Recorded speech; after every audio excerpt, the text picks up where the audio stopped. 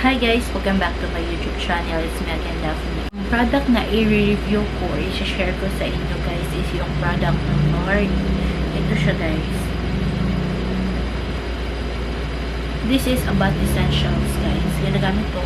Ito ko siya sa inyo individually or ito ko siya sa inyo mamaya. First product, to Nard Shampoo Hair Therapy Himalaya Herbal Nard. This shampoo for damaged hair. It is comfortably and perfectly cleanses without irritation. It has a charming floral fragrance with gentle herbal scent. Makes your skin shiny, guys, and it has 6 proteins and 11 amino acids na kailangan ng buhok natin, guys. Derived from coconut oil and babaswood tree. It has sunflower oil, olive oil, jojoba seed oil, macadamia oil, and argan oil. Next product na ipapakita ko sa inyo guys is itong Nard Hair Treatment. Para siyang conditioner guys. Good for damaged hair. Same lang sila ng ingredients nung nasa shampoo guys. So, kung ano yung benefits na sinabi ko sa inyo tungkol dun sa shampoo, ganito din yung product. Nard Body Wash. Nourishing body with hypoallergenic. It is also a gentle cleanser, keeping the body hydrated after shower. It has a tea tree extract, centilla extract.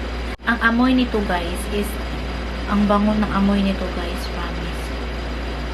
Nard Body Lotion. Nourishing body lotion provides intense skin hydration and keep the skin smooth with vitality. Nard Mild Whip for Cleansing Foam. This is a cleansing foam that delivers gentle and thorough cleansing of your impurities. Made with coconut oil that moisturizes and rejuvenates skin. It has also a seaweed extract and salicylic acid that gently remove dead skin cells and sebum to keep the skin smooth.